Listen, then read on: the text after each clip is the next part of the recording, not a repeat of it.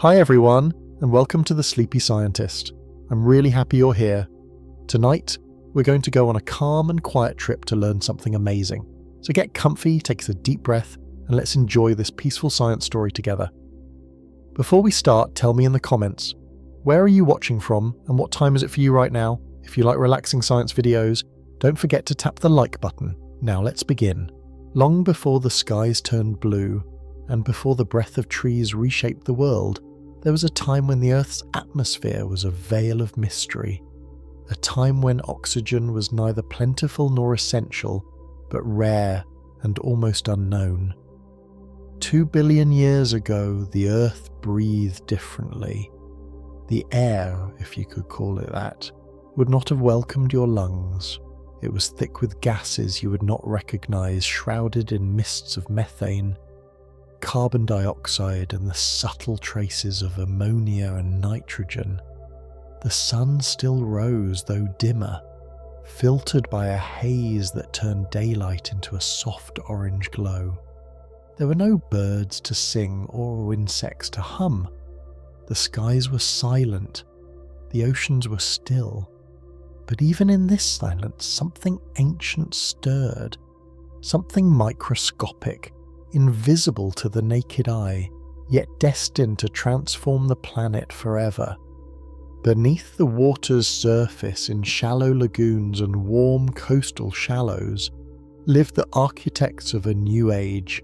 These were cyanobacteria, also called blue-green algae, though they were neither blue nor green in the way you might imagine, and they were certainly not algae. They were simple, single-celled organisms with a unique trick. They could take in sunlight, water and carbon dioxide, and through a magical process called photosynthesis, release something the Earth had barely known before: oxygen. These quiet microorganisms, basking in the filtered sunlight, began exhaling into the world, and with every breath they took, they changed the future. But their oxygen did not soar freely into the atmosphere right away. No, the Earth was not yet ready to receive it. The world was full of hungry rocks and oceans rich with dissolved iron, eager to capture every molecule of this strange new gas. And so, in the beginning, oxygen vanished as quickly as it was made, bonding with iron in the seas and forming vast layers of rust. The banded iron formations we now find in the oldest rocks on Earth, silent witnesses of an invisible transformation. Imagine drifting over one of these ancient oceans. The surface ripples gently in the breeze, and below, the water glows faintly with the light of microscopic life. Not the brilliant blue of today's coral reefs, but a muted palette, dark greens, browns, and the dusky hue of suspended iron. Here and there, microbial mats carpeted the seafloor, forming stromatolites, layered structures built up by generations of cyanobacteria, trapping sediments as they grew. These stromatolites, still found today in a few rare places like Shark Bay in Australia, are living fossils. They are time machines in stone, speaking of an age when life's voice was barely a whisper. And yet, within that whisper was a promise, a slow, steady breath that would one day make all other breaths possible.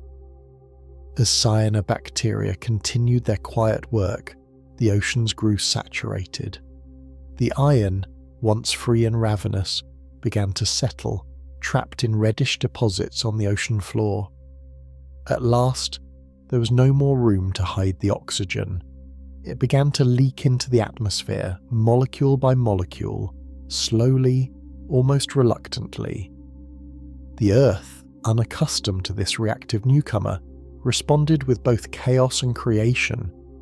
Many of the microbes that had thrived in the oxygen-free past found this new gas to be poison. They perished in droves, driven to extinction by a breath they could not take. Others fled into the deep dark places, the sediments, the hydrothermal vents, the low oxygen niches where oxygen could not reach. But even as some lives ended, new possibilities were born. With oxygen came the potential for more complex chemistry, for energy to be drawn from the very air, and for life to someday grow in ways no ancient microbe could imagine. This slow, profound shift is now known as the Great Oxidation Event.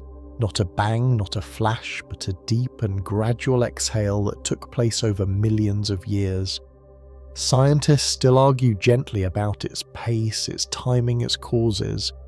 Some believe the oxygen surge was triggered by volcanic changes that decreased greenhouse gases, cooling the Earth and favouring photosynthetic life.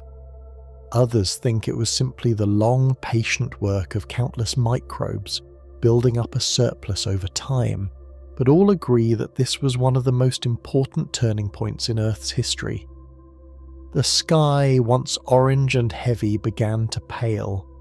It would not be truly blue for another billion years, but the change had begun. The world was becoming breathable, not for you or me, not yet, but for the cells that would eventually give rise to every animal, every tree, every human who ever looked up and wondered where the sky's colour came from.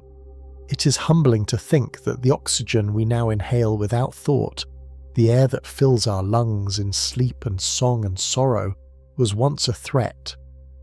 That our most vital element began as a side effect of microbial survival, a metabolic afterthought. But perhaps there is something poetic in that.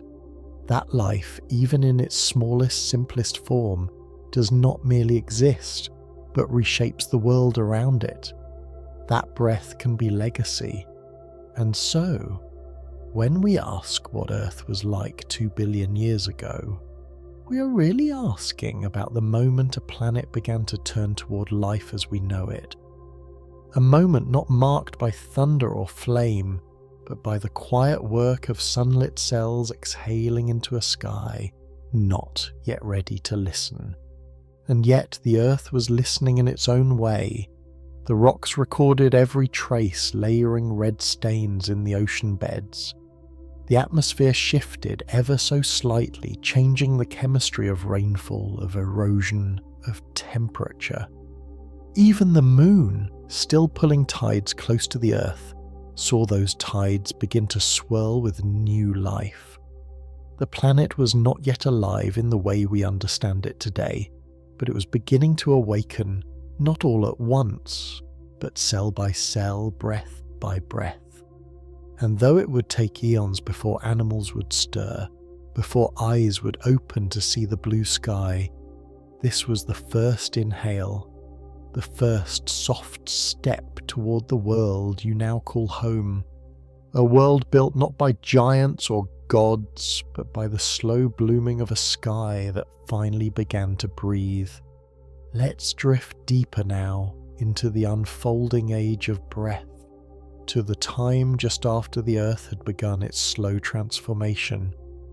The oxygen had started its gentle rise, moving beyond the sea and into the sky, but it did not flood the world all at once. It trickled, softly, steadily, like the slow filling of a cavern with morning light. And as it crept into the atmosphere, something astonishing happened. The chemistry of everything began to shift. The very balance of existence tilted, slowly but irrevocably. The once dominant methane, a gas that kept the Earth warm under a thick greenhouse cloak, began to vanish, broken apart by the new oxygen molecules that did not yet know their power. And with the retreat of methane came a hush, a cooling, a deep planetary sigh. The Earth, now without its heat-trapping blanket, began to chill. Ice crept across the surface, inch by inch, until even the equator may have glittered with frost.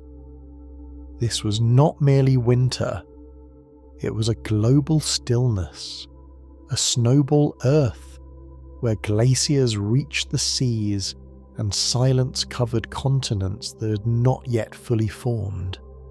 But beneath that silence, life endured. It curled into the warmth of hydrothermal vents and nested in salty brine beneath the frozen surface. In the shadows of the ice, microbes kept breathing, kept dividing, kept dreaming, in the only way cells can, by persisting. And in that long frozen night, the relationship between oxygen and life deepened. Slowly, life began to learn not just to tolerate oxygen, but to use it, to harness its power. Some microbes, known today as aerobic organisms, developed the ability to perform cellular respiration, a process far more efficient than anything that had come before. With oxygen, a single sugar molecule could yield far more energy than fermentation ever could. This was not just a shift in chemistry, it was a quiet revolution. Life, once so fragile and slow, now had fuel to grow, to move, to become more. And while these changes unfolded at the cellular level, the earth above remained wrapped in its icy stillness. Yet even that quiet would not last forever. Volcanoes, ancient and patient, continued their deep rumblings beneath the crust. Their breath, carbon dioxide, began to re-enter the atmosphere, slowly warming it once more. As the ice retreated, as warmth returned, the world emerged from its slumber to find itself changed. The oceans now shimmered with new chemistry. The atmosphere was no longer alien, but on its way to becoming familiar. And most significantly, life had survived, not as it had been, but more capable, more adaptive, more ready for the next steps. Continents too began to stir in this time. Though still young, fragmented and scattered, the tectonic plates beneath the surface were not idle. They shifted slowly, like massive rafts on a molten sea. Over millions of years they moved toward one another, forming ancient supercontinents like Columbia, later known as Nuna. These landmasses rose and wore down in cycles, their edges crumbling into the sea, releasing minerals that nourish the oceans. These minerals, carried by rivers and currents, provided nutrients for the growing colonies of photosynthetic life. And so the earth became a great exchange, land feeding sea, sea feeding sky, sky feeding life. The entire planet, once a quiet rock adrift in space, now pulsed with interconnection. And within these connections, the groundwork was laid for all future life. It was in this time, scientists believe, that the first eukaryotic cells emerged. Cells with nuclei, with internal compartments, with complexity. These cells would one day give rise to plants, fungi, animals, humans, and their origin story is as quiet and wondrous as the cyanobacteria before them. A smaller cell, likely an oxygen-breathing bacterium, was engulfed by a larger one, not destroyed but kept, protected, and transformed. Over time, this inner cell became the mitochondrion, the powerhouse of all complex life. It was a moment of cooperation, not conquest. A moment where survival meant merging, not devouring. A moment that changed everything. Imagine this ancient world then. The seas no longer entirely dark but tinged with greenish life. The air still not fully breathable by modern lungs, growing slowly friendlier. The landmasses rising, shifting, falling. The sky beginning to pale, to open, to dream of blue. And under it all, a new kind of cell quietly evolving, unaware that it would someday sing, speak, write, build. The ancestors of all complex life were being shaped in this moment, not through thunder or fire, but through patience, adaptation, and the gentle push of oxygen across the veil of time. There is something soothing in this long view of history, something calming in the idea that life does not always bloom with drama. but sometimes with silence. That progress does not always race forward, but often flows like a stream through stone. That the world we know was not built in a flash, but in breaths, in bonds, in the merging of cells and the melting of glaciers. Every flower, every bird, every heartbeat owes its rhythm to this time, when oxygen found its place and life in turn found new ways to live. Some scientists say that this era, 2 billion years ago, was the most important in Earth's history, not because of what could be seen, but because of what was becoming.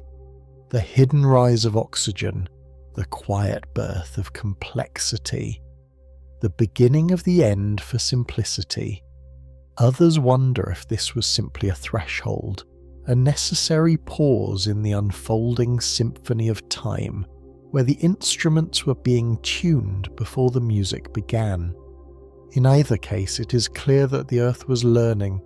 It was learning to support more, to hold more, to breathe more, and that learning would carry forward, echoing into every living thing that would one day trace its ancestry back to these quiet, oxygen-soaked seas. Even now, if you walk along certain coasts and find a rock that glitters with layers of iron and silica, you are touching the memory of this time. If you feel the breeze stir in the trees, you're inhaling the legacy of that first great exhale.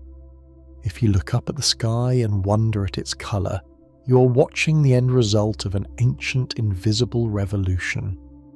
The sky before blue is still within you, still around you, still breathing its story into your bones.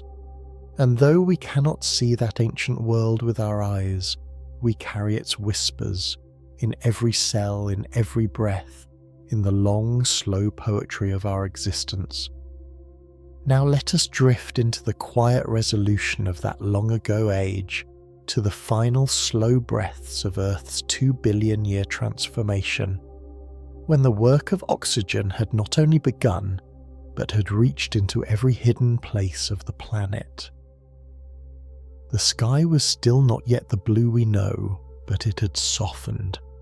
The air, once hostile and silent, now hummed with invisible energy. Life had woven itself into the oceans, the land, and even the atmosphere, not with dominance, but with patience. Cyanobacteria still drifted beneath the surface, still exhaling the breath that built the future, but they were no longer alone. The new cells, eukaryotes, had begun to explore the unseen architecture of life, organizing themselves into communities of complexity. These cells would go on to learn how to work together, how to form tissues, bodies, thought. But in this moment, they were still young, still drifting in the hush of an awakening world. The continents too began to stretch in new directions. The great tectonic plates, stirred by internal heat, cracked and collided with increasing rhythm, folding mountains, opening oceans, and creating coastlines where none had been. These movements brought fresh minerals from deep within the earth to the surface, where rain and rivers would carry them into the seas. And in those seas, life responded. With every nutrient-rich current came growth, an explosion not of sound or spectacle but of invisible richness. Ecosystems, though still microscopic, began to diversify. The surface of the ocean became layered, light-drenched shallows above, shadowed depths below, and in those layers, different life forms found their own paths, adapting, evolving, thriving. Meanwhile, the oxygen continued its slow ascent, now more freely entering the skies, now more persistent in its presence. With it came a protective gift, ozone. As oxygen gathered in the upper atmosphere, some of it transformed under sunlight into ozone, forming a thin but vital layer that could block the sun's most damaging ultraviolet rays. Before this moment, sunlight had always been both giver and destroyer, offering energy while breaking molecules apart. But now, shielded by ozone, the surface of the Earth began to receive sunlight more gently. It became a place where fragile new life could survive not only in the sea, but one distant day on land. The planet was slowly building a cradle for the unimaginable. A future full of forests, insects, birds, and thinking beings, but in this ancient era, it was enough just to hold the breath, to prepare. One can almost feel the stillness of those early continents, the warm shallows, the rusting rocks, the slow swirl of primitive cells seeking light. There were no voices, no footsteps, no names, yet all the elements of what would come were being written. In the stones, in the chemical memory of the air, in the structure of cells that learn to carry energy across membranes and pass information from one generation to the next. It was not a world of action, but a world of becoming, and in that becoming was the very poetry of nature, soft, steady, and sure. We often speak of time as a river, but perhaps in this moment, time was more like mist, a vapour rising from the sea, wrapping around ancient coastlines, settling in valleys yet to form. It was not rushing forward, but hovering, waiting for the earth to catch its breath. And so it did. For millions of years, oxygen levels plateaued. Life grew slowly, not with bursts, but with whispers. There were no great beasts yet, no forests, no coral reefs, just the persistence of breath, the patience of molecules finding each other in the dark, the silent progress of structure being shaped without an architect. And yet the effects of that time ripple outward still. The iron layers deep in the Earth's crust, ideas once suspended in the seas, record that moment. The presence of mitochondria in every complex cell, from pine trees to whales to your own beating heart, carries the signature of the earliest oxygen-breathing symbiosis. The sky's soft blue, the very ability of sunlight to warm without burning, all trace back to this age, an age when the Earth was still unfamiliar, still in the process of deciding what it might one day be. And in that age, the foundation of everything was laid, not with noise but with breath, not with violence but with transformation. There is a humility in knowing that we are the result of 2 billion years of waiting, that our voices are echoes of a time before sound, that our thoughts, our dreams, our ability to even ask about the past are made possible by microbes that once floated silently beneath an alien sky. They did not know us, yet they made us possible. They did not plan, yet they gave us purpose. And as we look back across that chasm of time, we see not a cold, foreign Earth, but a planet beginning to stir with softness, a world becoming gentle enough to cradle life, a world finding its rhythm, its breath, its beginning. So when we ask what was Earth really like 2 billion years ago, the answer is this. It's a place of transition, a world learning how to breathe, how to warm and cool, how to move and grow, a place where life whispered its first great secret, that change can come not through force but through endurance. That transformation can arise not from chaos, but from repetition, that the smallest organisms can shift the balance of oceans, of skies, of time, and it is in those whispers, in those patient shifts, that the Earth built everything we now know. The world you see outside your window, the wind in the trees, the breath in your chest, the light on your skin, is an inheritance from that deep past. It was earned slowly with every pulse of microbial life, every buried layer of rust, every atom of oxygen exhaled into a sky that did not yet know how to hold it. That ancient earth is not gone. It is layered beneath your feet, carried in your cells, whispered in your dreams. And perhaps, just perhaps, the calmness you sometimes feel when looking at the sky is your body remembering when it was first imagined, in a world not yet blue, but already beginning to glow.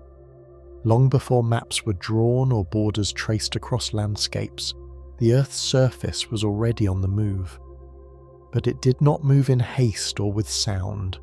It drifted slowly, almost imperceptibly, like a sleeping giant turning beneath its blankets. 2 billion years ago, the continents as we know them did not yet exist. There were only scattered fragments of land and small cratons, ancient blocks of crust that floated like puzzle pieces across the molten mantle below. These cratons had cooled from a violent infancy, formed by volcanoes and meteor strikes in a world that once glowed red with heat. Now they were beginning to rest. They were not yet continents, but they carried within them the seeds of something vast. And under their quiet weight, the earth was learning a rhythm it would follow forever, the slow breath-like drift of tectonic plates.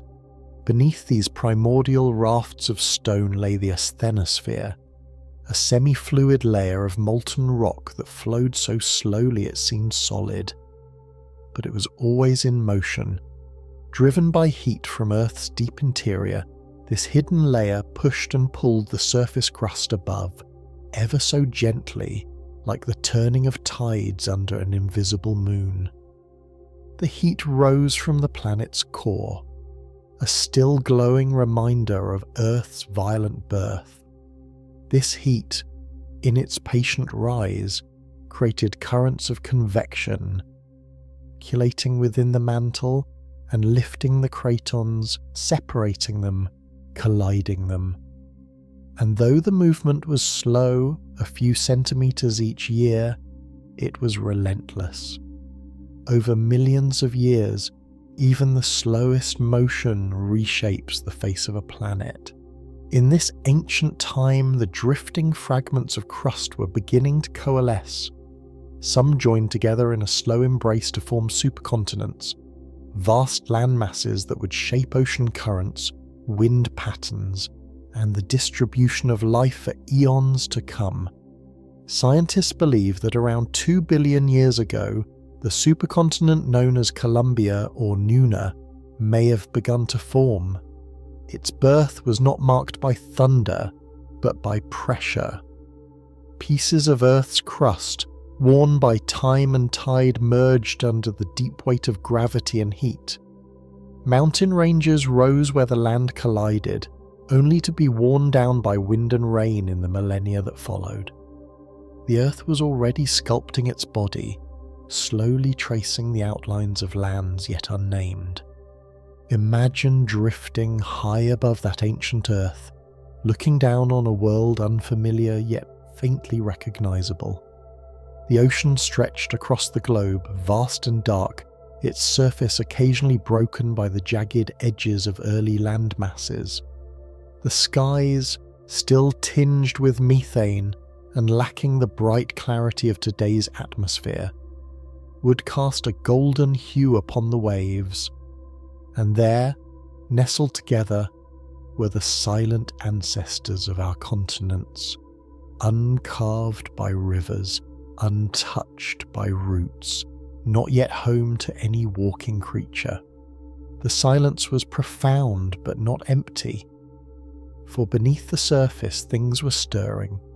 Volcanic plumes spewed gases into the sky, seeding clouds. Sediments shifted in slow underwater landslides. The Earth was not still, it was dreaming. This dreaming Earth was more than a passive stage for life. It was a participant, a sculptor. As land masses collided and fused, they shaped not just the geography of the planet, but its climate, its oceans, and even its atmosphere. The rising of mountains changed wind patterns, directing moisture inland and creating rain shadows and deserts.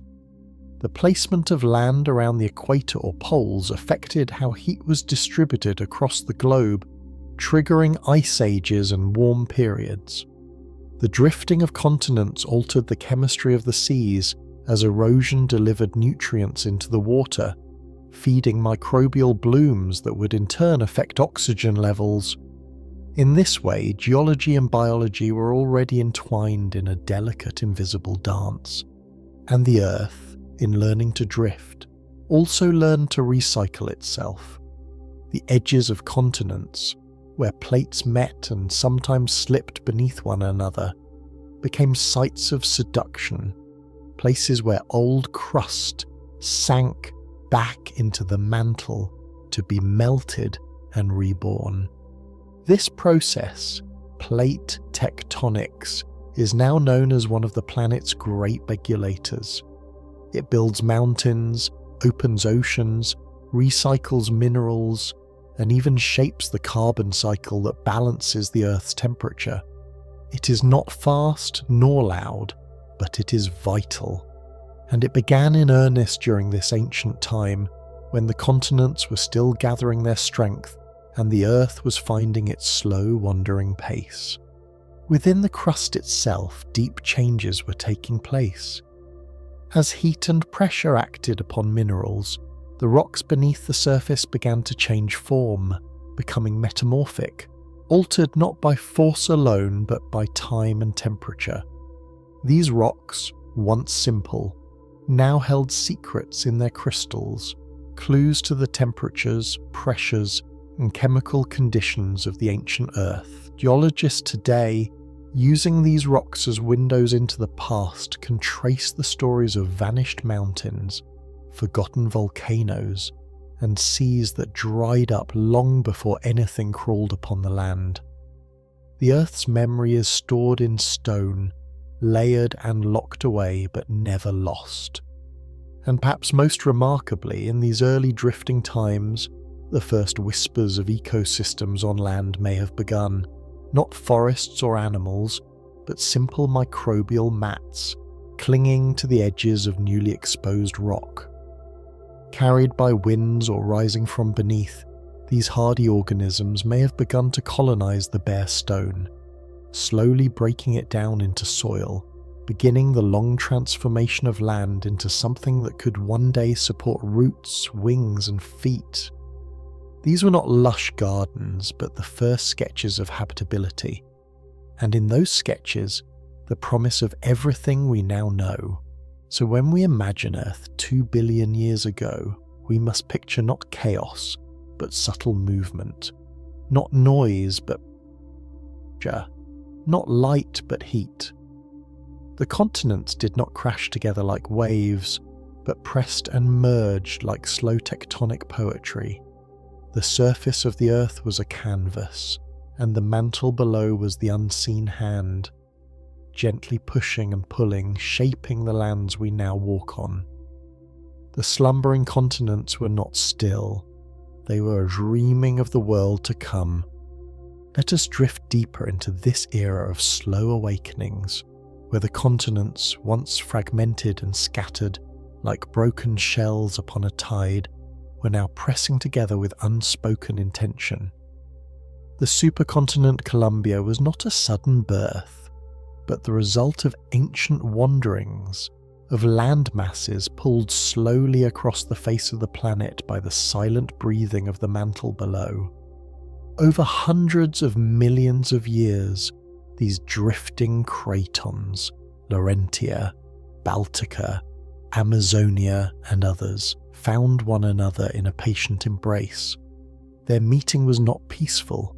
Where they collided, mountains heaved upward like wrinkles in the Earth's skin, and heat surged from below, fusing rocks into new forms.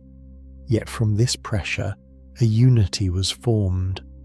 Columbia became the first of Earth's known supercontinents, a great continental quilt stitched together by time, pressure and drift. The land above changed as the crust below thickened. Mountains rose tall, casting long shadows on the newly exposed plateaus. Wind, laden with fine particles, began to shape these landscapes slowly, carving valleys and scattering sediment into the seas. Rains fell on the uplifted stone, their drops cool and clear, breaking down the rock grain by grain, returning nutrients to the oceans from which life still drew its breath. And within those oceans, the chemistry was shifting once more. As the land rose and eroded, it fed the seas with phosphorus and other minerals, nourishing the cyanobacteria that had never stopped their ancient task of breathing out oxygen. These microscopic beings, floating in shimmering sheets just below the surface, created blooms that expanded across the shallows. Each bloom added a whisper of oxygen to the sky, and each whisper changed the world. This new oxygen, mingling with gases from volcanic eruptions and atmospheric shifts, had a subtle but profound impact. Weather patterns shifted as the air composition changed. Storms became more complex, rainfall patterns evolved, and the surface of the Earth experienced both flourishing and scarcity. Glaciations came and went like slow exhalations, icing over the edges of continents and etching their memory into the stone. These glacial periods may have stretched across the supercontinent, sculpting it with ice rivers and leaving behind boulders carried miles from their origins. The Earth, breathing slowly, was now also beginning to weep, its glaciers flowing like time, its meltwater shaping the edges of a world not yet green. Beneath Columbia, the Earth continued its secret churn. The mantle, though deep and unseen, was never idle. Heat built beneath the continent's core, unable to escape easily through the thickened crust above. Over time, this trapped energy would lead to rifting, to cracks and separations, to a breaking of the unity it had taken so long to form. But in this moment, the supercontinent still held, and within that holding, life began to explore new dimensions, not just in the water, but near the edges of land. Microbial communities, having colonized coastal margins, may have begun to form more complex colonies, building mats that stabilize sediment, creating miniature reefs of living tissue. These structures were fragile, almost invisible, but they hinted at a new way of existing, together, in cooperation, in structure. The architecture of life was slowly beginning to emerge from the chemistry of existence, and within these shifts deeper changes stirred. Eukaryotic cells, those with internal organs and complex membranes, began to show signs of innovation. Some may have developed early forms of sexual reproduction, sharing genetic material and creating diversity more rapidly than ever before. This wasn't love, but it was something like intimacy, a mixing, a reaching beyond the self to become more. These quiet unions allowed life to adapt more quickly to changing environments, to the new temperatures, the shifting chemistry, the slow rise of oxygen. And so life, once a static whisper, became a song with variations, a melody that could change with time. As Columbia settled into its form, it influenced not only geology and biology, but even the tempo of evolution. With land masses joined together, species had farther to spread without encountering oceanic barriers. But they also faced longer droughts, harsher winters, and the challenge of vast distances. Isolation and opportunity lived side by side on the same continent. Mountains provided refuges, valleys collected water, and inland seas formed where the crust dipped slightly, offering sanctuary to evolving life. These inland spaces, warmed by geothermal energy, and enriched by minerals from surrounding heights, may have been nurseries for complexity. There, shielded from the harsher currents of the open ocean, organisms could test new forms, new metabolisms, new ways of being. Above it all, the sky continued its transformation. The ozone layer, growing gradually from oxygen's long dance with sunlight, began to protect the Earth from ultraviolet rays. This fragile shield allowed life to inch closer to the surface, to dare for the first time to exist in light rather than hide in darkness. It also allowed the climate to stabilize somewhat, giving the planet long seasons of warmth, followed by cool renewal. It was not always gentle, but it was predictable, and from predictability, life found rhythm. It is easy to think of continents as static, as places that simply are.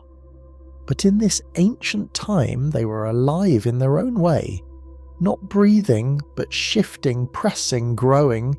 They were the stage upon which life rehearsed its possibilities, and their slow movements shaped not just the planet's surface, but its soul.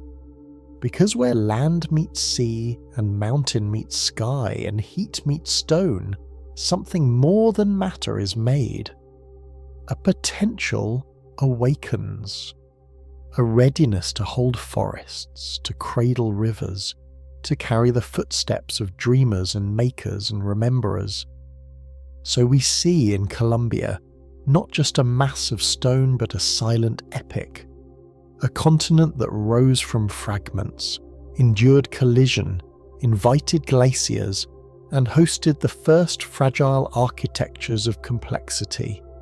A place where life began to organize, to divide labor, to risk change. A place where Earth rehearsed the idea of continents, not as static land, but as living processes. And just as Colombia formed, it would one day fracture, giving rise to new shapes, new oceans, new chances for life to scatter and reunite. But in this moment it held, vast, quiet and dreaming, beneath the starlit skies of a young Earth. Let us now return to the final unfolding of this ancient dream, the last soft exhale of Colombia's long slumber before it stirred and shifted into something new. The supercontinent that once gathered Earth's scattered crust into a single silent giant had grown weary under its own weight. Heat, trapped beneath its vastness, pressed upward from the mantle looking for release. The land above, once united, began to tremble with quiet fractures. Rifts opened slowly, like faint cracks in ice, invisible at first but destined to deepen. These were not sudden breaks, but long, patient stretches, tensions that whispered for millions of years until they finally reshaped the face of the world. Colombia was beginning to unweave itself, not with violence but with inevitability. As the land pulled apart, new oceans were born. These waters were not rushed into being but carved from heat and time. Magma pushed upward through the thinning crust, cooling into new ocean floor. The continents, now drifting away from one another, carried with them the memories of their shared origin. Fragments of mountains that once stood shoulder to shoulder, mineral seams that matched like puzzle pieces across the widening seas. And though Colombia was fading, the lessons it left behind would endure. That continents move not just in space but in time, carrying with them the stories of Earth's long becoming. Even as the land separated, life continued its quiet work. The microbial mats that once clung to the edges of stone now followed the new coastlines, adapting to different currents, different climates. Inland basins, once connected across the great supercontinent, became isolated cradles of evolution. Oxygen, still rising in the atmosphere, reached new highs, supported by the relentless breath of cyanobacteria and the nutrients released by erosion.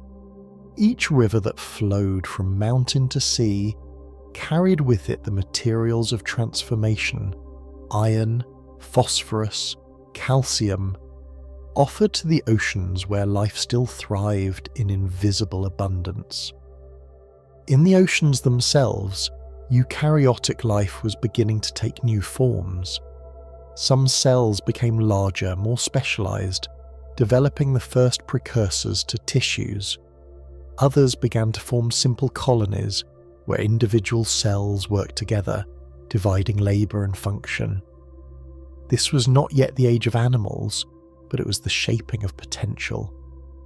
The Earth was experimenting with organization, with interdependence, and the drifting of continents, the reshaping of coastlines, provided endless environments in which to test those possibilities. Bays, deltas, shallow seas, all became laboratories of emergence. Above these seas, the atmosphere continued its long transformation. With every breath of oxygen released, the ozone layer thickened. The sun, once a harsh tyrant that scorched life at the surface, became a gentler presence filtered through this protective veil. Days grew clearer, nights cooled. The earth, once wild and unpredictable, began to settle into more stable rhythms. The length of days had increased ever so slightly as the moon's pull slowed the planet's rotation. Tides shaped by this celestial companion danced more gently along the coasts. Seasons born of the planet's tilt began to have meaning, and in this gentle regularity, life found room to stretch, to explore, to dream. The breakup of Columbia was not a loss, but a gift.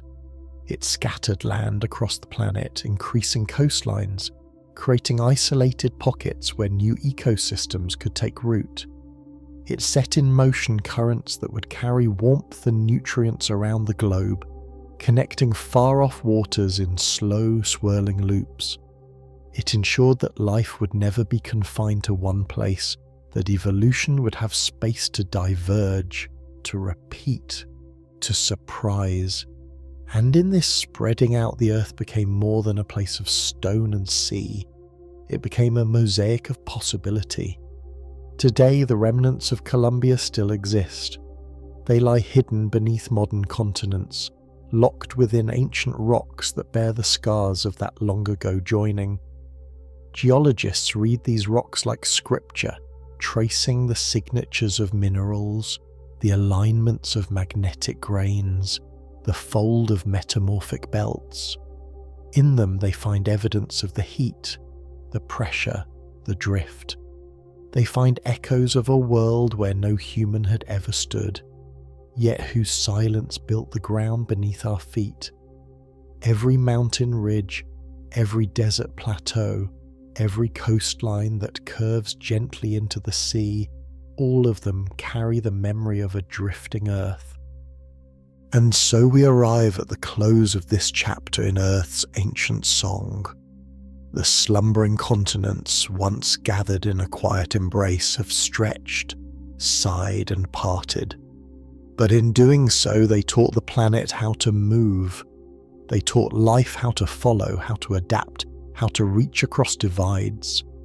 They laid the groundwork for the great migrations of future creatures, the flight of birds, the crawl of reptiles, the wandering of human tribes across vast expanses of land and memory.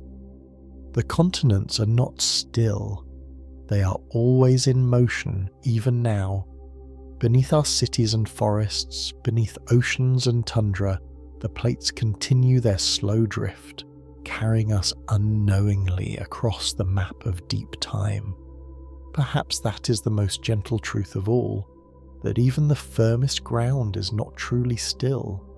That change, though invisible, is always at work beneath the surface. That the very shape of the earth is a poem written in motion, a lullaby sung in rock. And so, when we look at a globe with its continents outlined in ink, we must remember that these lines are not fixed. They are moments in a dance, and beneath them lies a history so vast, so patient, so softly powerful that it can shape the course of life without a sound. What was Earth like 2 billion years ago, when the continents first began to drift? It was a place of slow awakenings, a place where heat gave rise to mountains, where mountains gave birth to rivers, and where rivers carried life's potential into waiting seas. It was a world not yet finished, but beginning to understand how to become. And it is that understanding, the slow knowledge of movement, of patience, of change, that still guides the planet today. The continents slumbered once, now they wander, and in their wandering they carry us all. There was a time when the seas held secrets in silence, when the waters wrapped the world in a gentle hush, and life existed not in brilliance but in shadows. 2 billion years ago, the oceans were not yet the blue mirrors of sunlight we know today. They were darker, denser, and deeper with mystery. No fish flickered beneath the surface, no coral painted the shallows, no whale song echoed through the currents. These were not empty oceans, but oceans in waiting, filled with the earliest breathers of light, the first whisperers of life. They moved slowly, suspended like dust in liquid sky, unseen and delicate, yet filled with the quiet power to shape the entire future of Earth. In these waters, everything that would one day swim, walk, fly, or speak had its beginning, not in glory, but in drift. The seas were layered then like a dream split into depths. The topmost surface shimmered with sunlight, though not as far or as bright as it does now, for the atmosphere was still growing its shield. Just below, in the twilight zone, lived cyanobacteria and planktonic cousins, harvesting the filtered rays of the sun. They were the soft engines of oxygen, drifting like lace across the upper ocean, capturing light and turning it into the breath that would one day awaken the sky. But this transformation was not instant. Beneath them, the deeper waters held little to no oxygen. These were anoxic seas, places where the chemistry favoured rust and sulphur over breath and blood. And in these dark layers, life clung to its ancient habits, using other elements, iron, hydrogen, sulphur, to fuel its fragile persistence. The ocean floor was not quiet in its own way. Volcanoes still stirred along mid-ocean ridges, releasing plumes of heat and chemicals into the water. These hydrothermal vents created tiny oases of warmth in the deep, where life gathered in microbial spirals, feeding not on light, but on the Earth's inner fire. These extremophiles, bacteria and archaea that thrived in high temperatures and toxic minerals, were some of the earliest architects of survival. They asked no questions of the sky. They reached no routes toward the sunlight.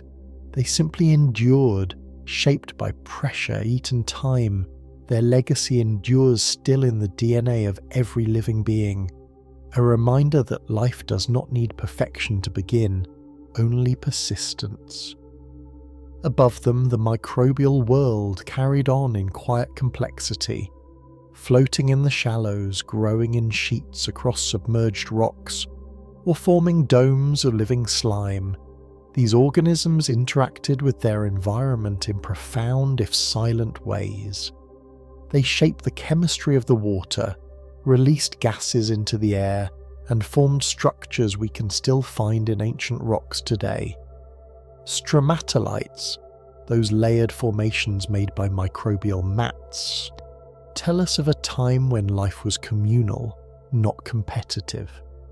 Each layer holds a moment, one more day of sunlight captured, one more particle of sediment trapped, one more echo of existence pressed into stone. They are not monuments, but memories. And they tell us that the oceans, though silent, were never still. In these quiet waters, evolution was not idle. Though the pace was slow and the changes small, they added up in time. Some organisms developed ways to store energy more efficiently. Others began to form internal structures to manage their growing needs. The earliest signs of compartmentalization, tiny spaces within cells where processes could happen more efficiently, were beginning to emerge. It was not yet the age of complex life, but the scaffolding was being drawn. Nature was sketching the outlines of possibilities, testing the balance between simplicity and innovation. And in the stillness of the sea, those sketches endured. Above the ocean, the skies remained pale and strange. The oxygen released by marine photosynthesizers continued to accumulate, but only slowly. Much of it reacted with the iron in the oceans, forming banded iron formations that sank to the sea floor. It would be a long time before the atmosphere held enough to make breathing possible for anything more complex. But that breath was coming. It had already begun, and while no eyes yet looked up, and no voices yet named the clouds, the Earth was preparing for them. With every molecule of oxygen released, the planet moved closer to its awakening. The oceans responded in kind. As oxygen levels rose, however slightly, new niches formed. Areas that were once hostile became marginally safer for different forms of life. Bacteria that had once hidden from oxygen began to adapt, finding ways to survive in this changing world. Some developed enzymes to process oxygen safely. Others shifted their metabolisms entirely, becoming dependent on this strange new gas. Evolution, slow and invisible, began to branch into new directions, and from these branches, a tree would one day grow that would hold birds, blossoms, and human dreams. Yet in this time the seas remained hushed. No surf pounded rocky cliffs, no waves shimmered with schooling fish. There were only the soft rhythms of microbial tides, the curling of mats across stone, the slow bloom and death of plankton in the light. These were the movements of a world not yet awake, but not asleep either. The silent seas were breathing gently, waiting for something more. Perhaps the greatest wonder of this time is that so much could happen with so little. No colour yet graced the coral reef, no predators chased prey, no eyes watched the dance of sunlight on water. But still, the foundation was being built. Every protein, every strand of DNA, every cellular pathway that exists to where can trace its ancestry to these waters. The silent seas held the code of life not in grand declarations, but in whispers.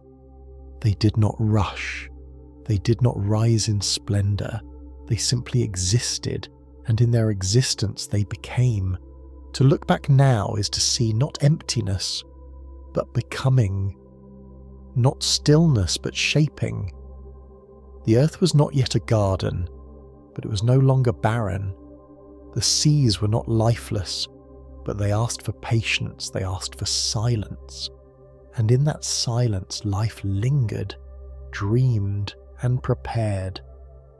Let us now descend even further into those ancient oceans, deeper into the long hush of time, when life had only begun to learn what it meant to endure.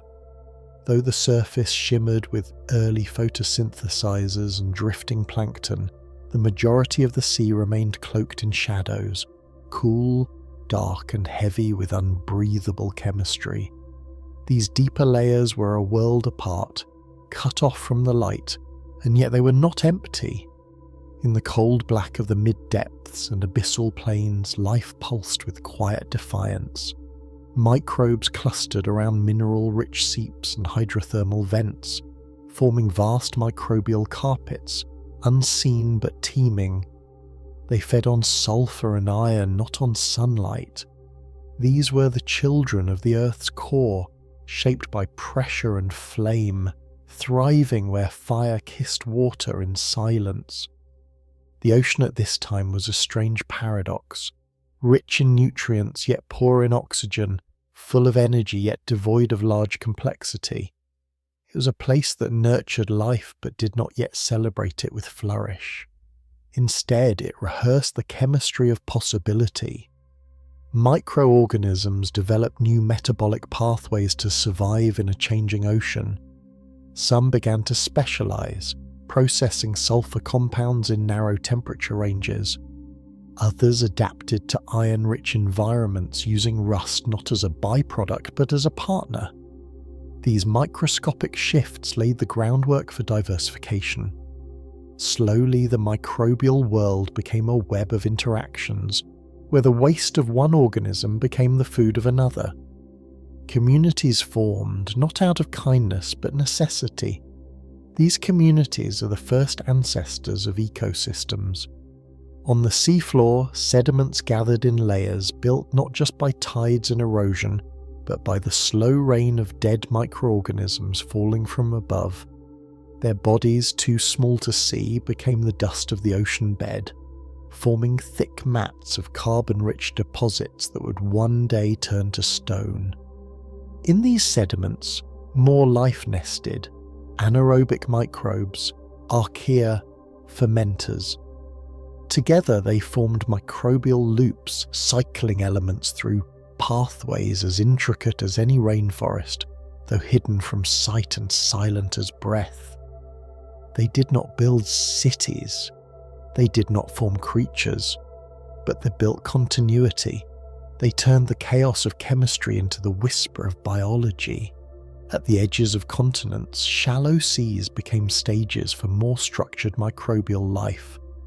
In these areas, the interaction between land and ocean allowed for a richer exchange of nutrients. Rainfall carried minerals from the rising mountains and rivers swept them into coastal shelves.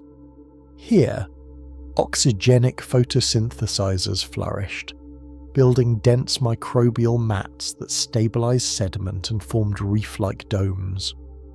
These weren't coral reefs, not yet, but microbial structures shaped by rhythm and repetition.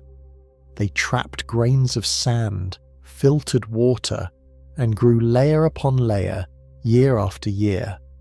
Each layer was a moment, each dome a soft monument to a time when life wrote its story in patience.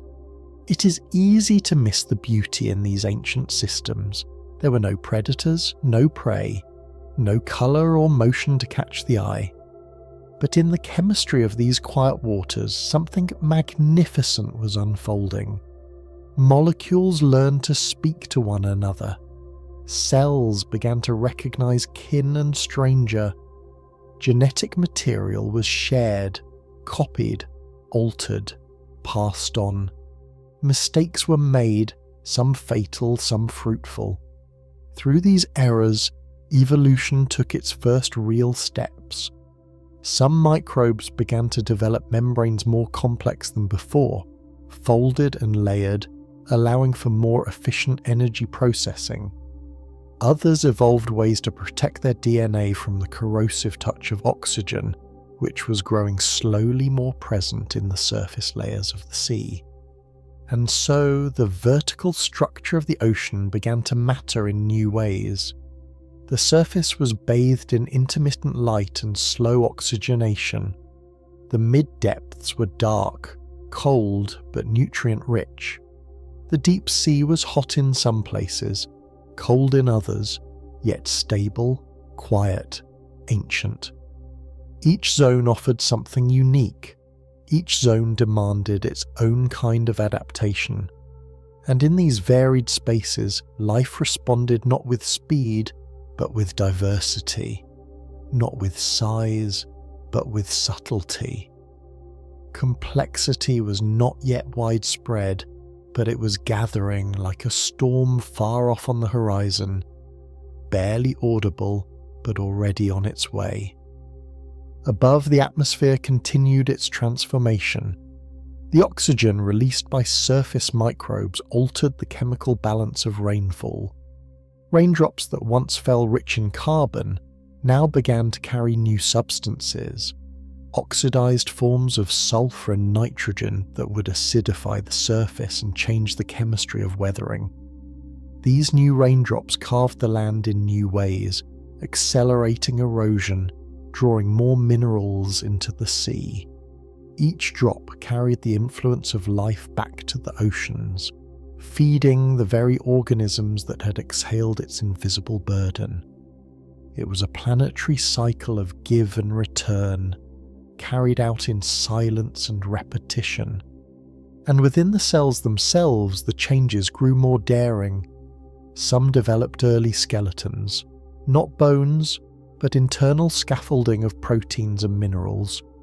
Others experimented with internal compartments, separating DNA from the rest of the cell's machinery. These were eukaryotes in the making, still few in number, still fragile, but undeniably new. Their structure allowed for more complex chemistry, and their presence marked a turning point in Earth's biological history. No longer was life only a single open space. Now, life was organizing itself. Now life was building rooms. These early eukaryotic cells floating in the open water or clinging to sediments were larger than their bacterial cousins. They had more surface area to interact with their environment. They had more pathways for communication. They were still single-celled, still invisible to the naked eye. But they represented a new chapter. From them would come algae, fungi, animals. But for now they drifted silently, rare and scattered, yet thriving in the nutrient-rich shallows and oxygen-touched currents. If you could dive into those waters then, what would you see? Not much with your eyes, but if you could see with your mind, if you could perceive chemistry, interaction, potential, you would witness an ocean alive with quiet invention. Every droplet carried millions of cells, each living out its microscopic story, each adapting, responding, changing.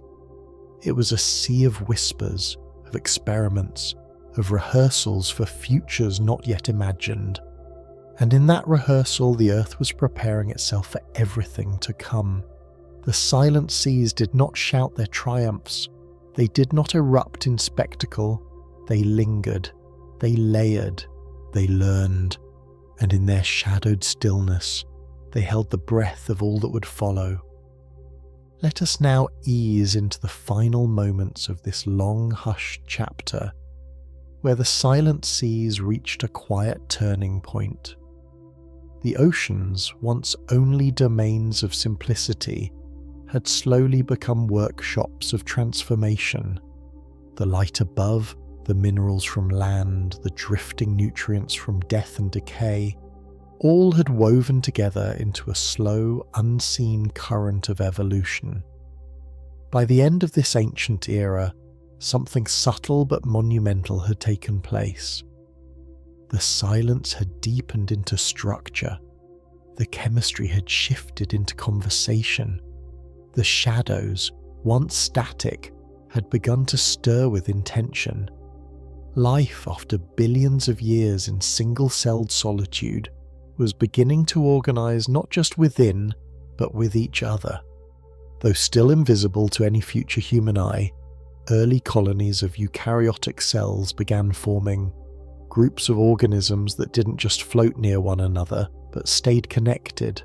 Some specialized, some divided tasks. One processed light, another moved nutrients, another held structure. These were not yet animals or plants, but they were rehearsing cooperation. It was not dramatic, not even visible, but it was revolutionary. These simple clusters were the first sketches of multicellular life, drawn gently in the drifting layers of ancient water. They did not know that they would one day become forests or fish or people. They only knew how to endure, how to divide, how to stay, and in staying they changed everything. Meanwhile, the oceans themselves were changing.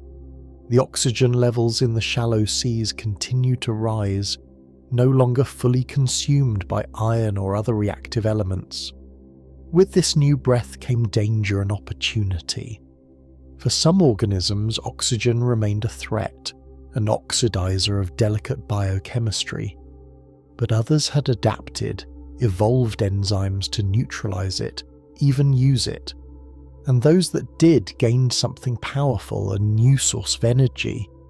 Aerobic respiration, a process that uses oxygen to break down food, was far more efficient than anything that came before. It allowed cells to grow larger, to divide faster, to support more complex machinery. The silent seas, once dominated by fermentation and chemical trickery, were now humming with a quiet kind of combustion, life powered not just by sun and stone but by air. The deep ocean too held its mysteries. Hydrothermal vents continued to release heat and chemicals, attracting communities of extremophiles that knew nothing of sunlight. These organisms too began to evolve. Some formed biofilms, thin, sticky layers that bound them together on rock and metal and stone. Within these films, they created environments of their own, tiny protective worlds shaped by community. These worlds were models for ecosystems, tiny laboratories of codependence. They showed that even in isolation, life could become intricate, that even without light, life could be rich. These dark places, ancient and resilient, were cradles for persistence, and their chemistry would seed innovations that echo through time. Above these depths, the continental shelves stretched wide beneath the new supercontinent. Rivers poured nutrients into the coastal seas, creating fertile zones of productivity. Microbial blooms occurred more frequently, spreading across the surface in slow rolling pulses. Their rise filled the air with more oxygen. Their fall fed the bottom with carbon. The cycle of life and death had grown complex, no longer just an ending, but a beginning for something else. Decomposition became fuel. Decay became opportunity. And in these repeating rhythms, the earth began to mirror the cycles of breath itself. Inhale, exhale, grow, return. Weather patterns too were shifting. With oxygen rising and the ozone layer strengthening, the surface of the planet became more stable. Ultraviolet radiation no longer struck the ocean surface with the same ferocity. Shallow water life could rise closer to the top, basking in gentle light. Currents, driven by wind and temperature gradients, began to carry heat from equator to pole. Ice caps, once fragile, became more persistent. Seasonal change began to shape the rhythms of the seas, offering patterns that life could rely upon.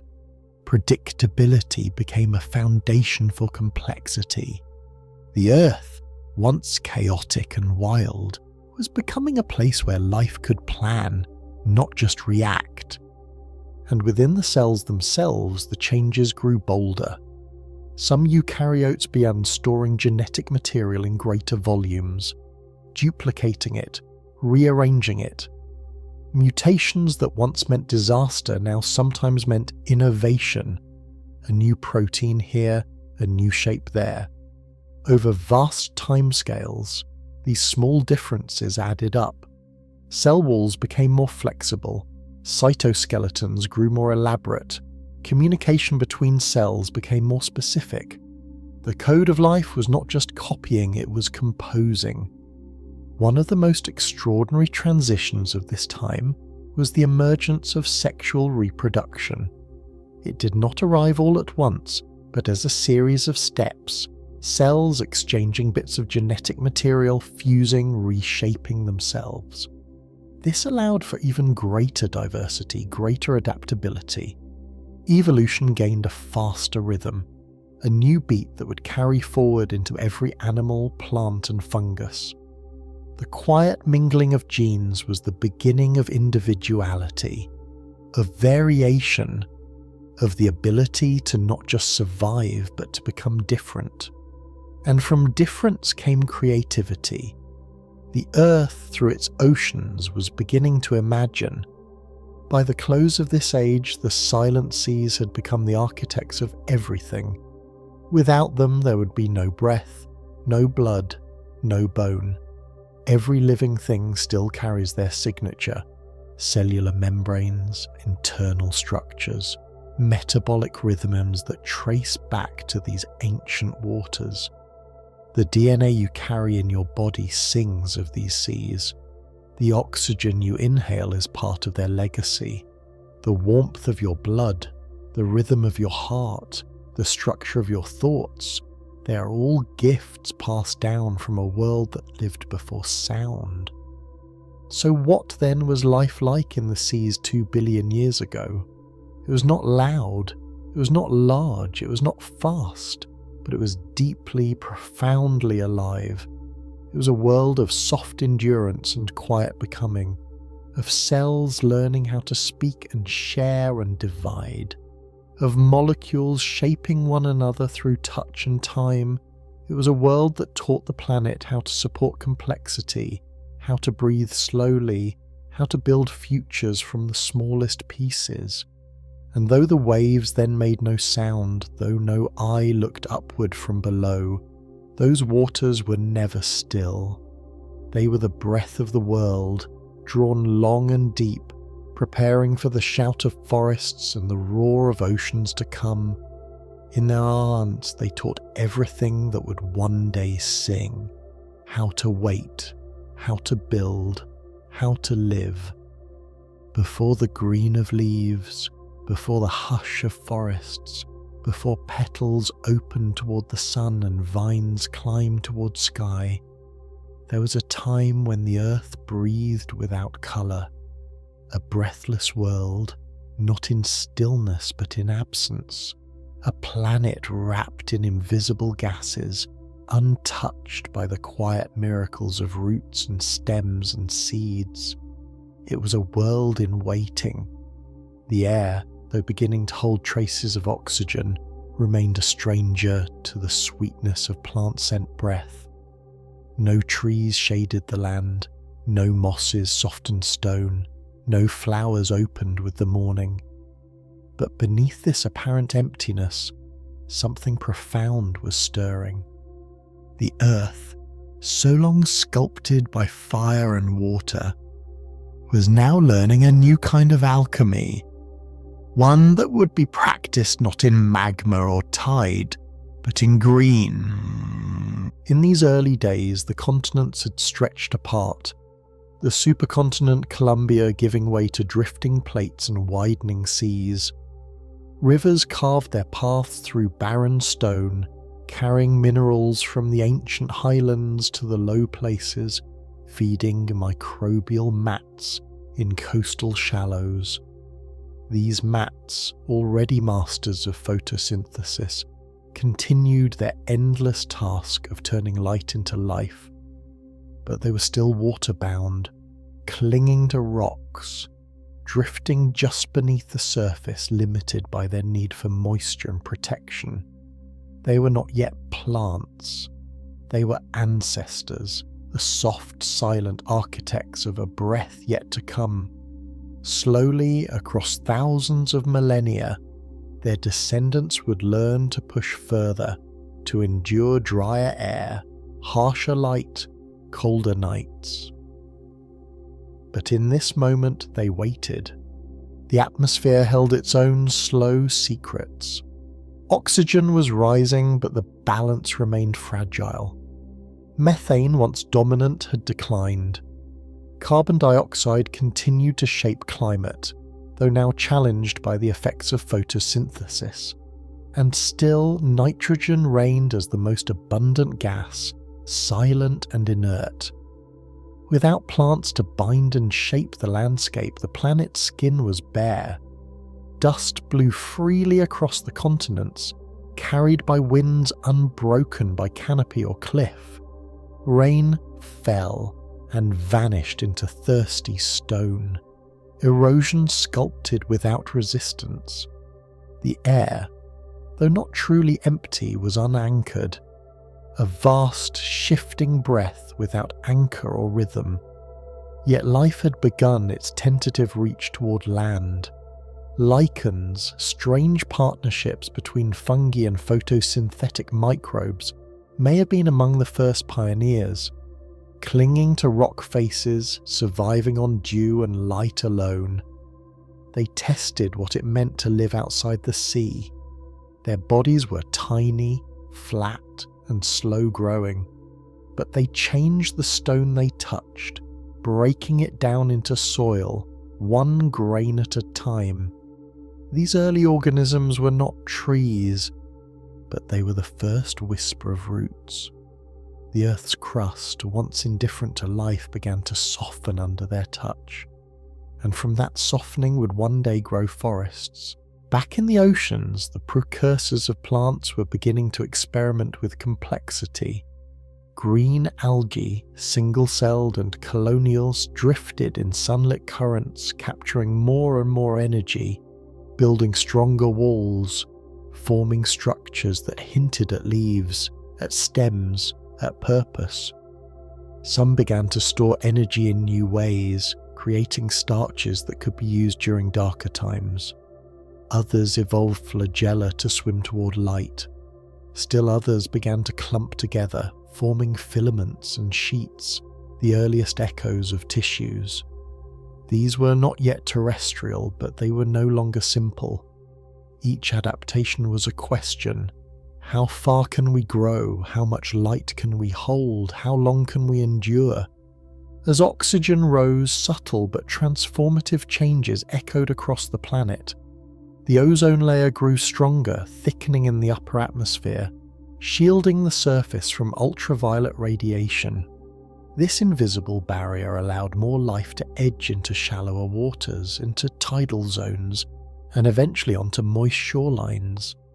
Each new inch of territory brought new challenges: dryness, temperature swings, light intensity, and each challenge refined life further. Mutations that allowed for water retention, for structural support, for UV protection, became precious. The first steps toward land-based life were not leaps, but hesitant, trembling touches, like fingertips brushing stone in the dark. The earth itself responded. As erosion continued, shallow soils began to form in protected places, depressions, cracks, floodplains. These early soils were thin, mineral-rich, and unstable, but they held promise. Life crept into them slowly, in the form of microbial mats and fungal threads.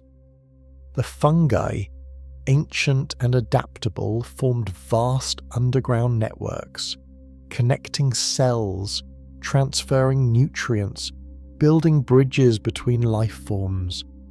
In doing so, they laid the groundwork for future symbiosis.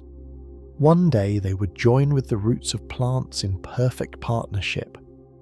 But even now, in the breathless world, they worked quietly, breaking stone into nourishment, shaping the invisible architecture of ecosystems yet to come. All of this was unseen. No forest swayed, no flowers bloomed, no grasses danced in wind. And yet, in the quiet, the air was changing. The oxygen concentration, once so low it could not sustain complex metabolism, had reached a threshold. Animals did not yet roam, but the stage was being prepared. The very breath that would fill their lungs was being stitched together in silence. And while the earth was not yet green, it was no longer barren. It was becoming receptive to life above water, to colour, to canopy, to shade. The rocks too remember this moment, fossils of microbial mats, of algal colonies, of lichen-like textures pressed into ancient stone speak of this time.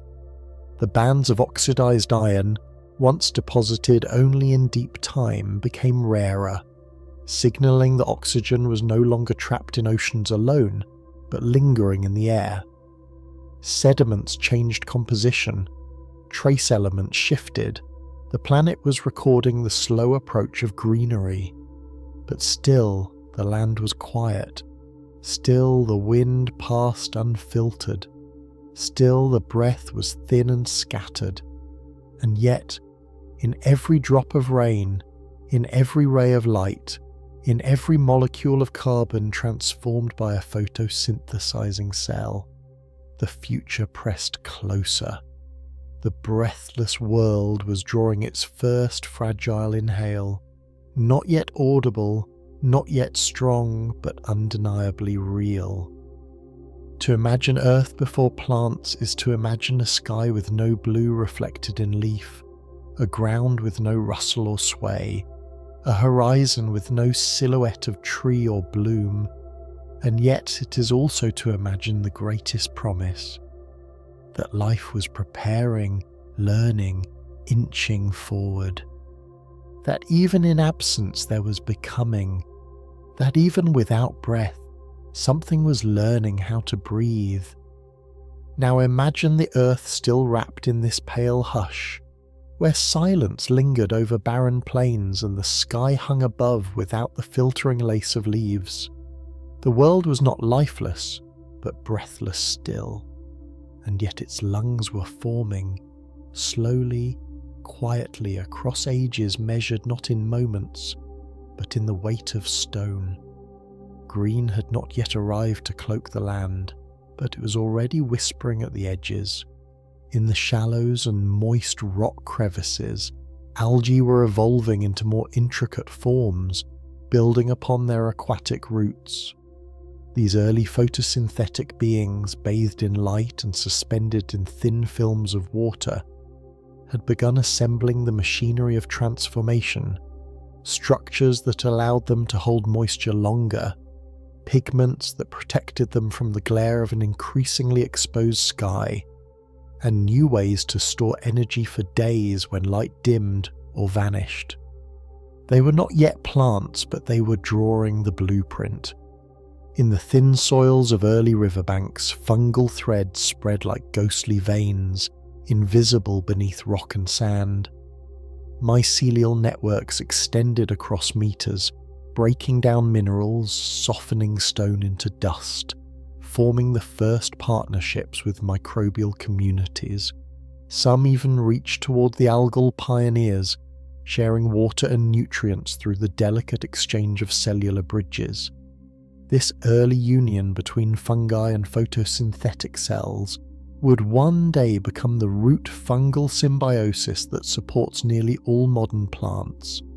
But in this age it was a shy alliance, one still exploring trust and balance. These partnerships did not roar with impact, they hummed, barely perceptible beneath the surface of time. Above them the atmosphere shimmered with growing complexity. Oxygen continued its rise, not in floods but in feathers, lifting slowly toward higher concentrations. This shift, while subtle in a moment, changed everything over eons. It altered the colour of sunsets, it shaped the density of clouds, it made combustion possible and respiration efficient, and it added a new voice to the Earth's chemistry, one that whispered of future fires, of lungs yet to fill, of forests not yet rooted. The breathless world was becoming more breathable, even if there was still no one there to draw in that breath with purpose. As land masses drifted and collided, the climate pulsed between extremes. Without vegetation to stabilize soil or balance carbon levels, the Earth experienced sudden swings. Glacial periods came and went, sometimes freezing vast regions in silence, sometimes thawing them into shallow swamps and steaming plains.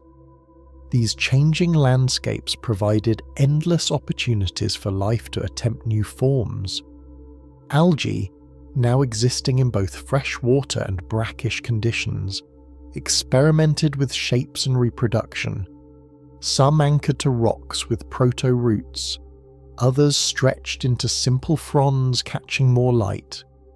A few began to form spores, tiny packages of potential capable of surviving drought, cold, time. These were the first steps toward terrestrial endurance. On certain moist stones near ancient river mouths, the first mats of green may have spread. Thin layers of photosynthetic cells held together by slime, feeding on minerals and sunlight, exhaling oxygen. They did not stand, they did not bloom, but they clung. And in their clinging, they reshaped their world. They altered the surface albedo, making the ground absorb light differently. They changed the way water pooled and moved, and they began to trap dust and ash, only creating the earliest organic layers of soil. The land was still brown and red and grey, but these flecks of green hinted at something else, something coming. In the oceans, meanwhile, the ancestors of plants flourished. Algal diversity increased dramatically. Red algae, green algae, and the newly forming charophytes competed and cooperated in the sunlit zones. Their cell walls thickened with cellulose. Their chloroplasts became more efficient, capturing more photons, releasing more oxygen. Some grew larger, forming visible filaments and fronds. Others formed colonies that floated together, shadowing the water beneath. These were no longer just solitary cells. They were communities with form, with repetition, with rhythm. And rhythm once found leads naturally to structure. From these aquatic experiments came the first charophyte algae capable of surviving out of water for short periods, clinging to wet rocks, surviving desiccation, then reviving with the rain. This tolerance to drying was a profound evolutionary gift. It was the thread that would one day become stems, trunks, and bark. These early algae formed protective layers around their spores. They closed off parts of their cells during dry spells. They began to sense cycles, day and night, wet and dry, light and shadow, and sensing is the seed of planning. These were the first whispers of plant awareness, long before leaves turned to follow the sun. The earth, meanwhile, had become more inviting. The ozone layer now offered real protection from ultraviolet light. The oxygen level had risen to thresholds that allowed for more complex metabolism, and the climate, though still volatile, had begun to settle into longer patterns. Rain fell more regularly, rivers carved deeper valleys, shorelines became more stable. The scaffolding of a world that could support forests was now in place, even though forests themselves remained unborn. In this balance between chaos and calm, the first true terrestrial plant-like organisms emerged. Simple liverwort-like creatures with flattened bodies and rudimentary structures. They lived in constantly damp environments where moisture never strayed far. They absorbed water directly through their surfaces.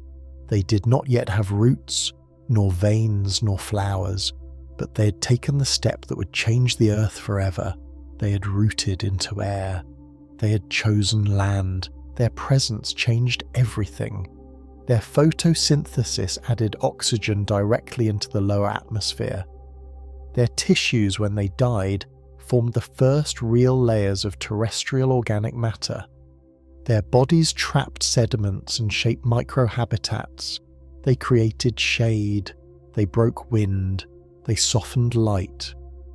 In doing so, they allowed other organisms, fungi, bacteria, even early invertebrates, to follow them onto land. The breathless world was no longer breathless. It had begun to inhale. and so the transformation was underway. The colour green, once only a glimmer in the ocean, was beginning to write itself across the land, not with trees, not with grass, but with resolve, with endurance, with the simple, powerful act of growing upward from stone. Now let us breathe with the earth as it finally begins to exhale. The breathless world, once wrapped in dust and stone and silence, was becoming something else, something softer, greener, more alive. Across the damp corners of ancient valleys and the edges of quiet lakes, life had reached from water to land, not in a wave but in a whisper. The first true terrestrial plants, fragile and flat, spread low across the ground like green sighs. They did not yet stretch toward the clouds or ripple in winds, but they clung to the surface with gentle persistence. Their bodies, composed of simple tissues, were vulnerable to the sun and the air, and yet they survived. Each patch of moss-like growth was a small miracle, each living film a declaration that land too could be home.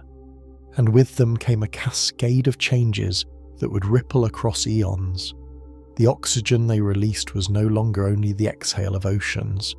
It now rose from the land itself, seeping into the lower atmosphere, feeding the sky from rock and root. Though still few and scattered, these early plants began to shape the composition of air in ways that no mineral, no volcano, no current ever could. With every day spent beneath the sun, with every breath of carbon transformed into sugar and cellulose, they expanded the Earth's capacity to breathe. Oxygen, once a stranger to the surface, became a familiar presence. It grew more concentrated, more stable, more available. The stage was being set for animals, not yet present, not even imagined, but one day destined to follow that breath. The soil too began to awaken. As plants anchored themselves into rock, their decaying bodies left behind traces of carbon, of nutrients, of softness. Microbes gathered around these nutrients. Fungi threaded themselves into the emerging root-like structures of plants, drawing water, exchanging minerals, building networks beneath the surface that pulsed with silent purpose. These early ecosystems were barely visible, but they were alive with interaction. A breathless world was learning not just to breathe, but to cooperate. And that cooperation was the true miracle of this age, not the greening of the land alone, but the joining of living beings into something more than themselves. Rain fell differently now. Instead of racing across bare rock, it was caught by moss and mat, filtered through tissue, held in place long enough to seep into soil. This slowed erosion and helped form deeper layers of organic matter.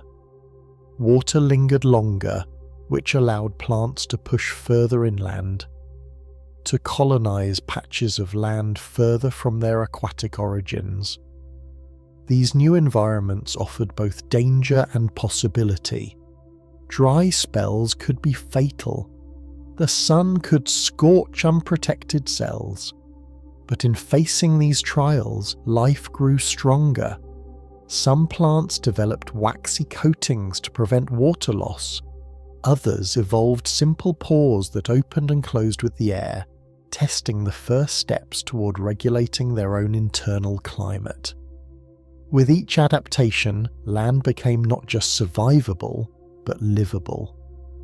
The presence of plants changed even the colour of the planet. From space, had anyone been watching, Earth's browns and reds were slowly tinged with soft green. The land, once scorched and raw, began to shimmer with chlorophyll, a pigment that not only captured sunlight, but reflected it in the language of life. With every expanding colony, the green deepened. And though forests were still far in the future, the idea of a forest had been born. A planet once dominated by fire and stone was now being rewritten by light and breath. The rise in oxygen had other consequences too. As it accumulated, it formed new compounds in the atmosphere. Ozone, building in the stratosphere, created a shield that protected land from ultraviolet radiation. This invisible layer was thin and fragile, but it changed everything. It allowed life to exist on the surface without hiding in shade or water. It invited experimentation with height, with reaching upward, with standing taller, with growing leaves that caught the full face of the sun. In some regions, the first upright plants began to appear, small stalks, barely a finger tall, but a promise nonetheless. These structures required support, and so lignin evolved, an organic polymer that added stiffness and strength. With lignin came the first woody tissue, the earliest hint of trees. And all around them the earth responded. Temperatures began to balance, the carbon cycle shifted as more of the greenhouse gas was pulled from the air by photosynthesis. This cooling effect contributed to the stability of climate, which in turn allowed more life to expand. Clouds formed differently, rainfall patterns shifted, rivers became more predictable, carving deeper channels into softer banks. Lakes formed and held their shape. Wetlands emerged, spongy, rich habitats that became nurseries for future biodiversity. Beneath these gentle changes, deeper revolutions brewed. Insects had not yet come, but the chemical language of plants was already taking shape. Simple molecules produced by early plants began to attract bacteria, to repel predators, to communicate stress. This chemical signaling, though primitive, laid the groundwork for the complex ecological conversations that would one day define forests and meadows. Even in their quiet, plants were beginning to speak. Death too became meaningful in a new way.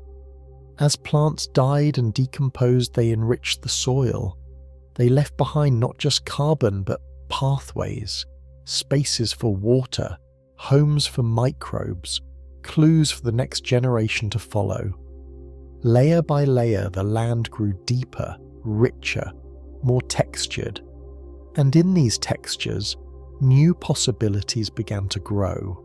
By the end of this era, the breathless world had changed beyond recognition. Quiet, no bird sang, no mammal stirred, but it was no longer barren. Life had not only arrived on land, it had begun to claim it. The planet was no longer just a rock adrift in sunlight. It was a garden in its earliest draft. It had learned to inhale and exhale, to turn stone into root, to use sunlight not just for survival, but for creation. So when we ask what the earth was like before plants painted the air, we are asking about a moment just before song, just before colour exploded, just before the sky reflected green from every valley.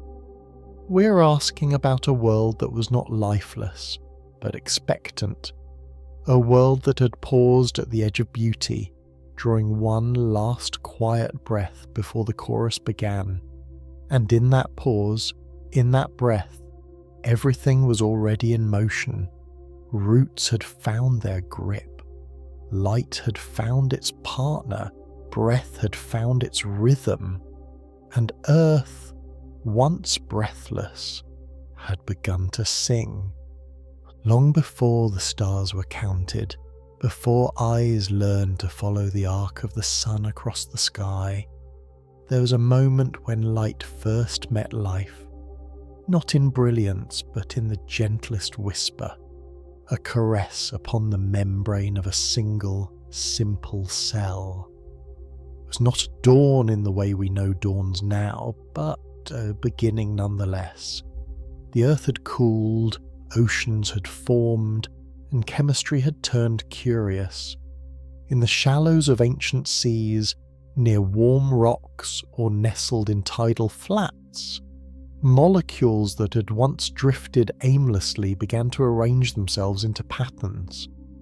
Some captured energy from their surroundings, others split and reformed in cycles. But one small change, almost invisible, changed the planet forever. The ability to feel light. It was not sight, it was not vision, but it was recognition, a sensitivity to photons, to warmth, to rhythm. And from that first awareness, life began to awaken with purpose. These first light-sensitive molecules were the ancestors of chlorophyll, the pigment that would one day colour every blade of grass, every canopy of tree, every algae bloom that shimmered beneath the waves. But at first they were mere wanderers, simple pigments floating freely in the membranes of early cells, absorbing photons and converting them into chemical potential. This process, photosynthesis, was a kind of alchemy. Sunlight, once a distant force, became food, energy, breath. And the cells that mastered it gained not just power, but time. They could store energy for later. They could grow larger. They could divide more efficiently. They could endure. The earliest photosynthetic organisms were likely anoxygenic, meaning they did not produce oxygen. They used hydrogen sulfide or iron or other available molecules to capture the sun's energy. These early sun-eaters lived in narrow ecological niches, near volcanic vents, in sulphurous shallows, in iron-rich lagoons. They painted the seas in faint colours, greenish, purple-yellowish, sometimes red. And though they left few fossils, their influence is written in the chemistry of ancient rocks, in the isotopic signatures of carbon and sulphur, in the layers of iron-stained sediment that mark the beginning of life's long relationship with light. Eventually, some of these cells evolved a more powerful method of photosynthesis, one that used water as the source of electrons, and in doing so released oxygen as a byproduct.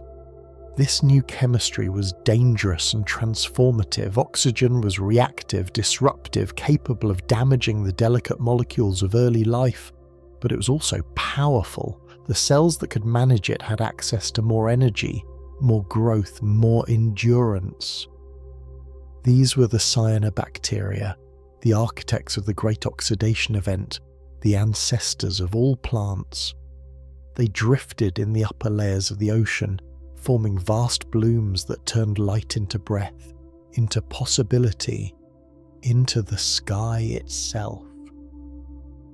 The moment sunlight first touched cells was not a single point in time, but a slow unfolding. It happened again and again in different places, in different forms. Each time the world grew a little more alive. With each adaptation, each improvement in light capture, life expanded its reach. Organisms that could sense day and night had an advantage. They timed their growth, their division, their movement. Some began to develop rudimentary light-sensitive proteins that helped them swim toward the sun. Others built structures to increase surface area, to gather more photons, to deepen their connection to the light above.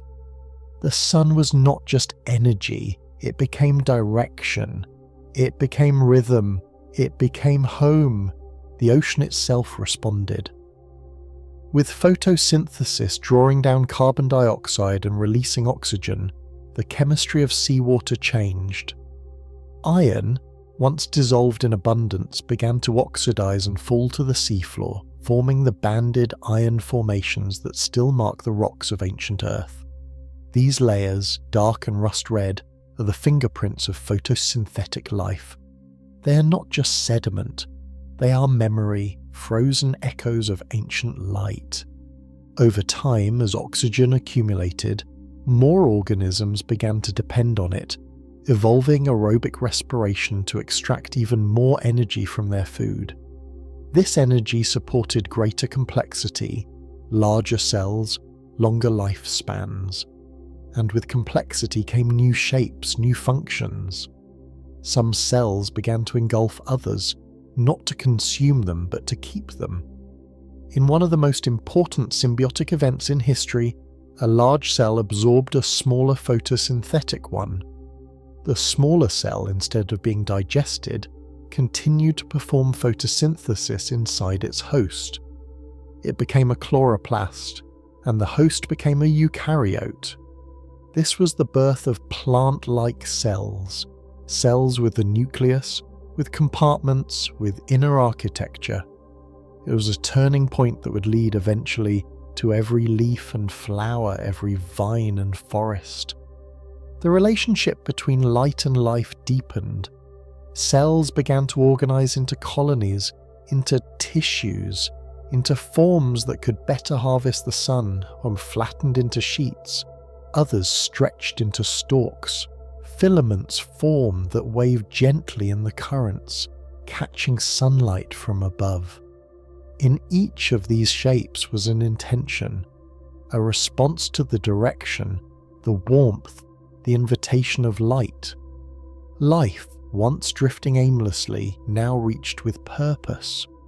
And all the while the sun watched. It had always shone, indifferent and steady, but now, through the lens of photosynthesis, it became part of something intimate. It became a partner in a dance older than memory. Its photons, born in the heart of fusion, travelled millions of kilometres to Earth, where they were captured, cradled and transformed into sugar, into strength, into life. The sun did not change, but Earth did. And that change was not loud. It was not sudden. It was a whisper through time, carried in the spiral of DNA, in the green of blades, in the gentle rise of oxygen in the air. To look back at the moment when sunlight first touched cells is to see the first chapter of every future story. It is the origin of forests, of vision, of fire, of thought. Every breath we take, every bite we eat, every glimpse of light that reaches our eyes traces back to this unfolding. And though those ancient cells are long gone, their gift endures, in the petals of flowers, in the leaves of trees, in the rhythm of seasons. They reach toward the light, and in doing so pulled the earth into life. Now let us drift even deeper into that ancient glow, into the waters where the light first began to sculpt not only energy but identity. As photosynthetic cells multiplied in the surface layers of the sea, a quiet revolution unfolded below. A revolution not of sound or colour but of transformation. The world was still slow and soft, but the chemistry of life had found a new rhythm. Sunlight, no longer just a distant warmth, had become the heartbeat of the biosphere. Every beam that struck the ocean surface became a thread in a vast, invisible tapestry of metabolism, weaving sugars from air, drawing breath into the future, forming the foundation for everything that would one day move or grow. The cells that captured sunlight became more specialized. Some fine-tuned their pigments to harvest different wavelengths of light, blue, red, green, absorbing what others could not, sharing space without competition. Others developed layered membranes to increase their efficiency, stacking their chloroplasts like pages in a book made of photons. These adaptations were not conscious, but they were responsive. Each one made the cell a little better at living, and life, once a scattered experiment, began to synchronize with the sun. Daylight cycles became more than time, they became instructions. Divide now, rest now, rise, drift, gather, wait.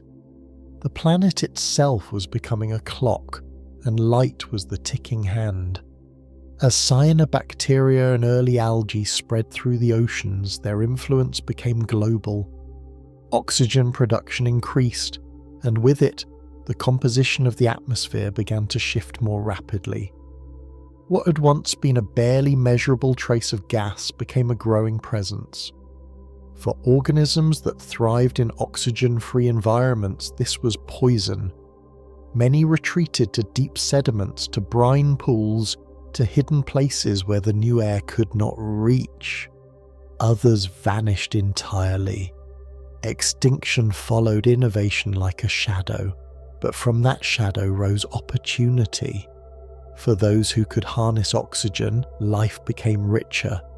Aerobic respiration offered more energy per molecule of food, enough to build new forms, new behaviors, new experiments and complexity. In this time, the boundary between light and darkness became a frontier of evolution.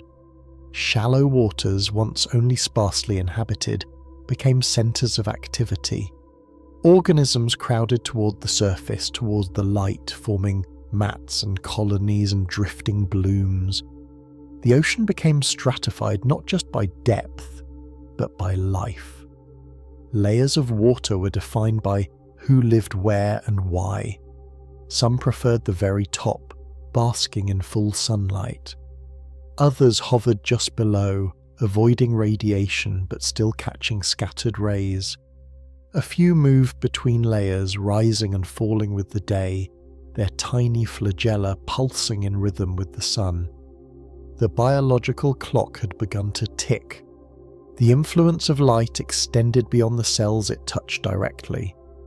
As photosynthesis drew carbon dioxide from the atmosphere, global temperatures began to shift. Greenhouse gases declined, leading to a series of cooling periods, even glaciations, in which the planet was wrapped in sheets of ice. Snowball Earth, as it is now called, may have been triggered by the very organisms that breathed oxygen into the sky. Their success cooled the world, blanketed the seas in ice, limited their own growth. But even this setback became a stage for resilience. Life found ways to survive, beneath the ice, near thermal vents, within the warmth of shallow brine channels. And when the ice retreated, the survivors returned stronger, more adaptable, more prepared for sunlight's return. It is in this balance of light and dark, of growth and pause, that Earth learned the cycles we still live by today. The movement of the sun across the sky became a universal pattern. Cells began to express genes differently at dawn than at dusk. Photosynthesis ramped up with morning, slowed with evening. These rhythms, circadian rhythms, are still within us. They govern when we sleep, when we wake, how we heal. They were not born in humans, or even animals. They were born in those earlier cells touched by ancient light, learning to breathe and build in time with the sky. As multicellularity began to emerge, light continued to guide its development. Some colonies of cells became permanent groupings, with different parts taking on different roles. Some to gather light, others to anchor, others to reproduce. These were the ancestors of seaweeds, of kelps, of complex algae that grew tall in shallow waters, reaching toward the sun like trees beneath the sea. They cast shadows, they created habitats, they held currents in their fronds. The oceans, once uniform, became structured environments. With structure came niches, with niches came diversity, and above it all, the atmosphere continued its quiet change. With rising oxygen came the thickening of the ozone layer. With ozone came protection, and with protection came the opportunity to reach even closer to the light. For the first time, life could begin to consider land. Spores launched from aquatic stalks might drift to damp rocks. Some could survive, some could root, some could begin the slow, trembling march toward the shore. Light, once the domain of shallow seas, now called to the edges of continents, to places where water was scarce, but sky was infinite. In this age, the earth was still mostly blue. Green was rare, fragile, tucked into the folds of waves, but green was growing, it was strengthening, it was evolving into strategy, into form, into architecture. The very shape of living things was being carved by light, broad surfaces to catch it, tubes to transport its bounty, layers to store what it brought. And through all of this, life never ceased its deep internal song, shaped by the sun and carried forward by replication, mutation, inheritance.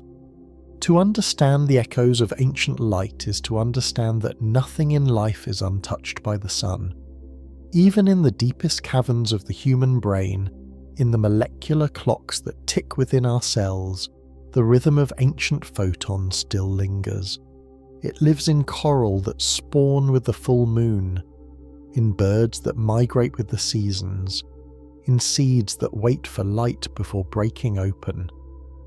The legacy of that first encounter between cell and sunlight is not only the existence of plants, but the choreography of life itself.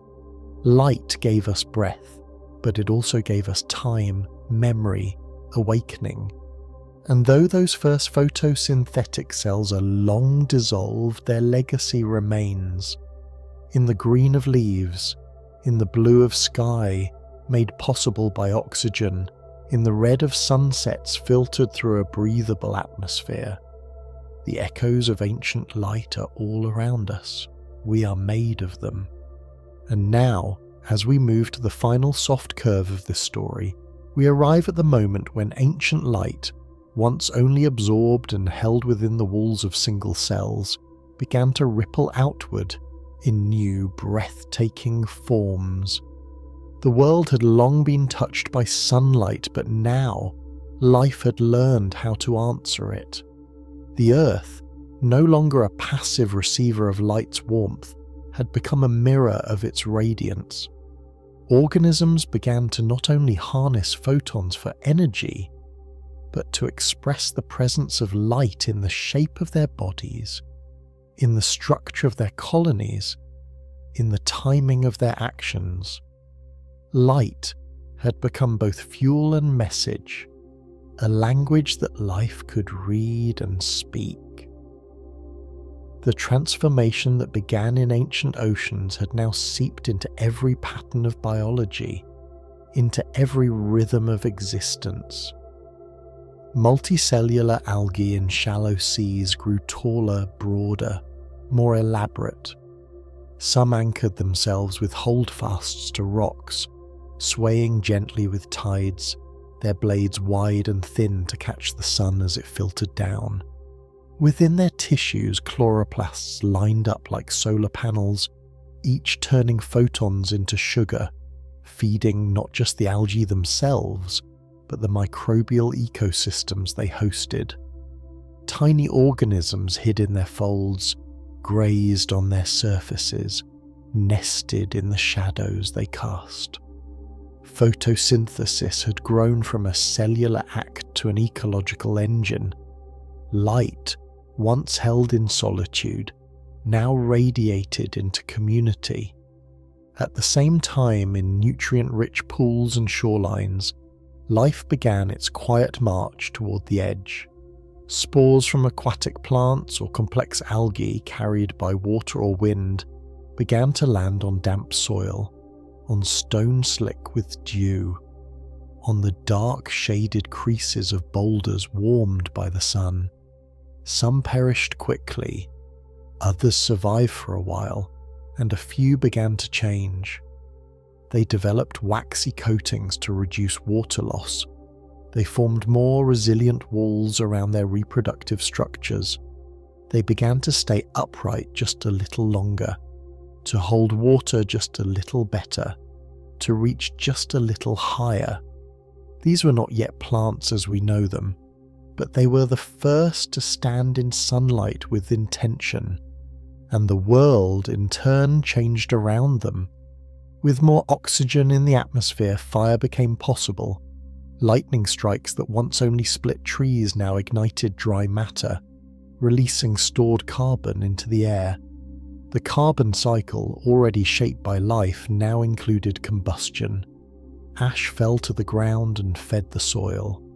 The elements that once cycled only in ocean and rock now danced in air and flame. With this, the Earth's ecosystems became even more interconnected. Light begot photosynthesis, photosynthesis begot oxygen, oxygen begot fire, and fire in time would shape forests, meadows, savannas, but that chapter was still far away. Beneath the surface, in roots not yet roots, partnerships deepened. Fungi, long the silent architects of nutrient exchange, began to form mycorrhizal associations with these pioneering terrestrial organisms. They traded water and minerals for sugars and carbon. In doing so, they made land more hospitable, softened its hardness, made it easier for life to spread. These symbiotic unions laid the groundwork for the explosion of terrestrial biodiversity that would one day come. But for now, they were quiet, hidden, essential. The atmosphere, increasingly layered with ozone, grew more protective. UV radiation, once a lethal force, was now filtered more effectively, allowing life to expand not just in form but in complexity. With protection came exploration. With exploration came experimentation. Some of the early terrestrial plants developed rudimentary vascular systems, tubes to move water and nutrients more efficiently.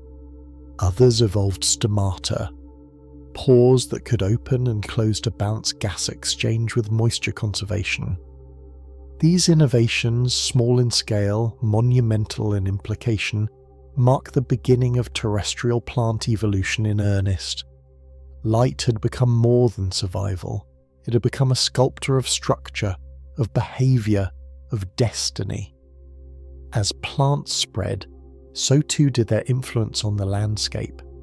Their presence reduced erosion, shaped river courses, stabilised sediments. They changed the colour and albedo of the Earth's surface, affecting how much heat the planet retained. More green meant more cooling. More photosynthesis meant more carbon drawdown. The climate danced to the tune of leaves. Rainfall patterns shifted. Winds encountered resistance. Humidity increased in some regions, decreased in others. The Earth was no longer just hosting life, it was responding to it. And still, the sun shone on. In time, the green shimmer of early land plants would become the lush canopies of forests. The gentle blades of algae would give rise to the intricacies of leaves. The flat, sprawling mats would become flowering meadows. But even in this early moment, this age of first steps, of breath before bloom, the essence of it all had already been written. Life and light, partners from the beginning, now moved as one. Every cell that stretched toward brightness was part of the same lineage. Every branch that would someday cast a shadow was a reply to the sun. The legacy of ancient light is not just in photosynthesis or chlorophyll. It is in the very architecture of the living world, in the way leaves curl, in the way vines climb, in the way flowers open and close with the day. It is in the circadian rhythms of humans and the migratory patterns of birds. It is in the seasonal drift of trees shedding their green, in the burst of blossoms after long winters. Light is the first language Earth ever learned, and it has never stopped speaking. To think that all this began with a single molecule in a single cell, drifting in ancient sea, catching a photon, and turning it into breath, it is humbling beyond words. That molecule's descendants now fill forests, light up fields, cradle oxygen in every corner of sky. They are our ancestors too. Every breath we take is drawn from their gift. Every meal, every thought, every movement of muscle is lit from within by energy first borrowed from the sun. So what did it mean when sunlight first touched cells? It meant that life had found a partner in the stars, that Earth had joined the dance of light, that the story of energy would no longer be told in fire alone, but in green, and that from the quietest beginnings, in the most ancient seas, something radiant was born. Not just the ability to live, but the ability to thrive. The echoes of that light are still with us, pulsing in every leaf, every cell, every dream.